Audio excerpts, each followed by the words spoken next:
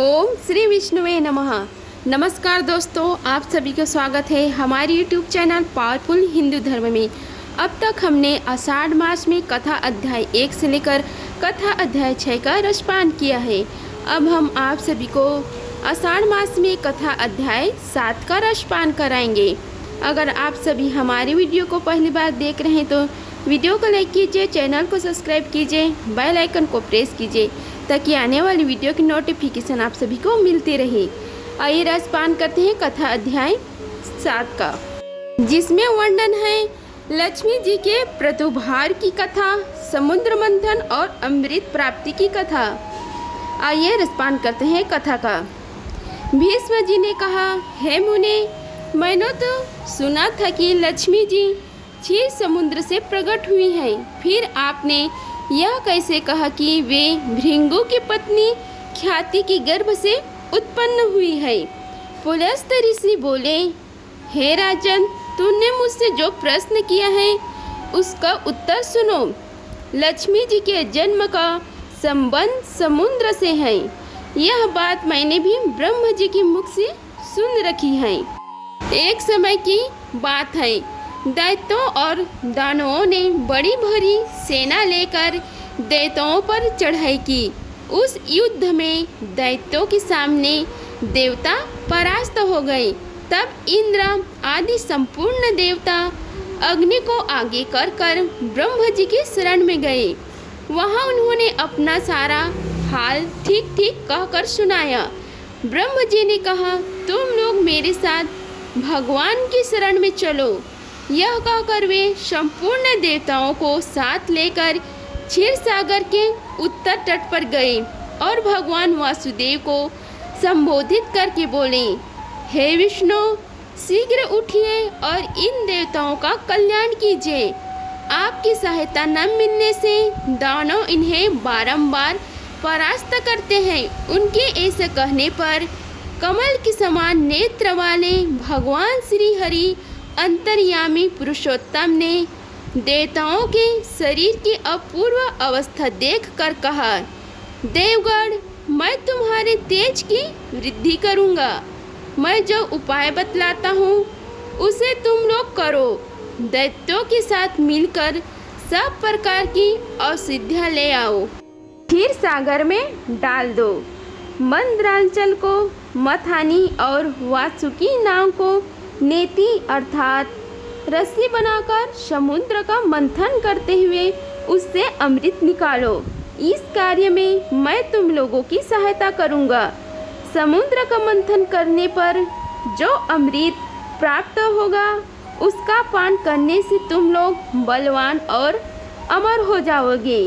देवाधिदेव भगवान के ऐसा कहने पर संपूर्ण देवता दैत्यों के साथ संदेह करके अमृत निकालने के लिए यत्न में लग गए। देवदानव और दैत्य सब मिलकर सब प्रकार की औषधियाँ ले आए और उन्हें क्षीर सागर में डालकर मंदराचल को मथनी एवं वासुकी नाव को नेति बनाकर बड़े वेग से मंथन करने लगे।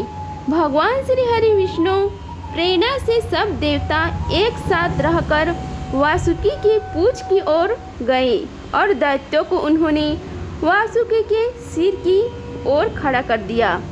भीष्म जी वासुकी की मुख का सांस तथा विषाग्नि से झुलस जाने के कारण स्वयं दैत्य निस्तेज हो गए। क्षीर समुद्र के बीच में ब्रह्मवेताओं में श्रेष्ठ भगवान ब्रह्म तथा महातेजस्वी महादेव जी कच्छप रूपधारी श्री हरि विष्णु भगवान की पीठ पर खड़े हो अपनी भुजाओं से कमल की भांति मंदराचल को पकड़े हुए थे तथा स्वयं भगवान श्री हरि कूर्म रूप धारण करके क्षीर सागर के भीतर देवताओं और दैत्यों के बीच में स्थित थे। वे मंदराचल को अपनी पीठ पर लिए डूबने से बचाते थे। तदंतर जब देवता और दानवों में क्षीर समुद्र का मंथन आरंभ किया तब सबसे पहल उससे देव पूजित सुरभि कामधेनु का आविर्भाव हुआ, जो भविष्य घी दूध की उत्पत्ति का स्थान मानी गई है। तत्पश्चात वरुणी मदिरा देवी प्रकट हुई, जिसके मद भरी नेत्र घूम रहे थे। वह पग पग पर लड़खड़ाती चलती थी। उसे अपवित्र मानकर देवताओं ने त्याग दिया। तब वह असुरों के पास जाकर बोली, दानवों, मैं बल प्रदान करने वाली देवी हूँ, तुम मुझसे ग्रहण करो। दैत्यों ने उसे ग्रहण कर लिया। इसके बाद पुनः मंथन आरंभ होने पर परिजात कल्प वृक्ष उत्पन्न हुआ, जो अपनी शोभा से देवताओं का आनंद बढ़ाने वाला था। तदंतर 7 करोड़ अप्सराएं प्रकट हुई, जो देवता और दानवों की सामान्य रूप से भोग्य हैं। जो लोग पूर्ण कर्म करके देवलोक में जाते हैं, उनका भी उनके ऊपर समान अधिकार होता है।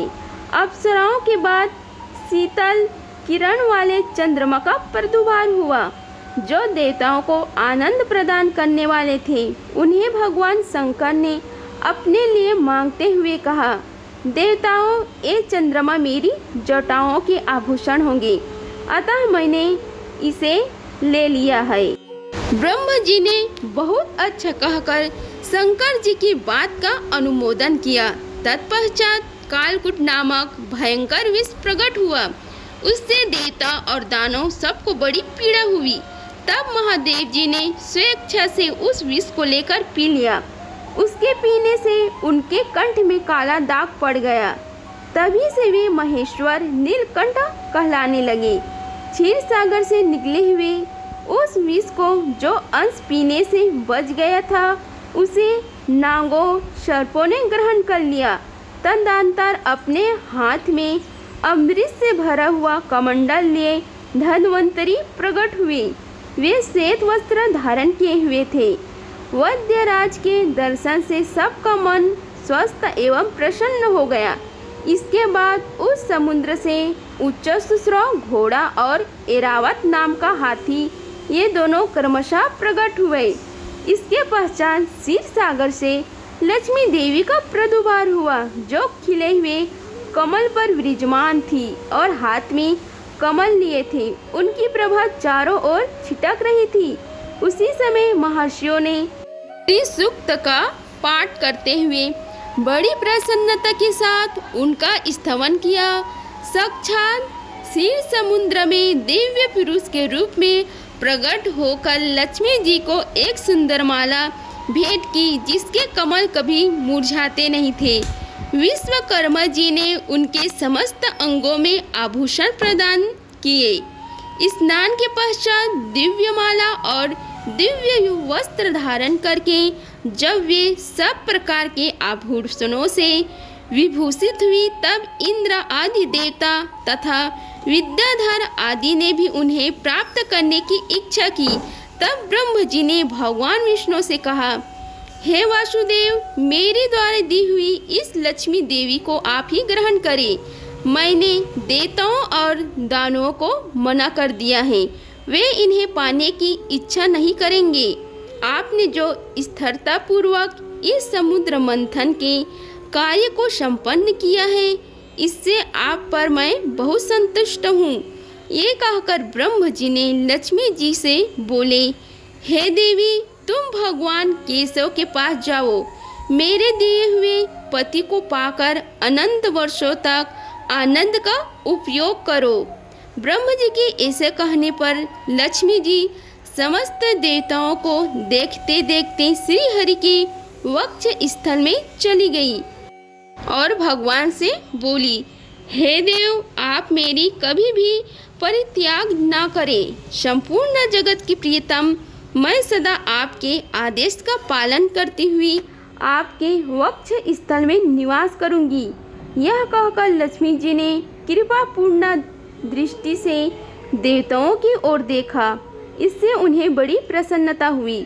उधर लक्ष्मी जी से परित्याग होने पर दैत्यों को बड़ा उद्वेग हुआ। उन्होंने झटक कर धन्वंतरी के हाथ से अमृत का पात्र छीन लिया। तब विष्णु जी ने माया से सुंदरी स्त्री का रूप धारण करके दैत्यों को लुभाया और उनके निकट जाकर कहा, यह अमृत का कमंडल मुझे दे दो। उस पर त्रिभुवन सुंदरी रूपवती नारी को देखकर दैत्यों का चित्त काम की वशीभूत हो गया। उन्होंने चुपचाप वह अमृत उस सुंदरी के हाथ में दे दिया और स्वयं उसका मुख ताकने लगे। दानवों से अमृत लेकर भगवान ने देवताओं को दे दिया और इंद्र आदि देवता तत्काल उस अमृत को पी गए।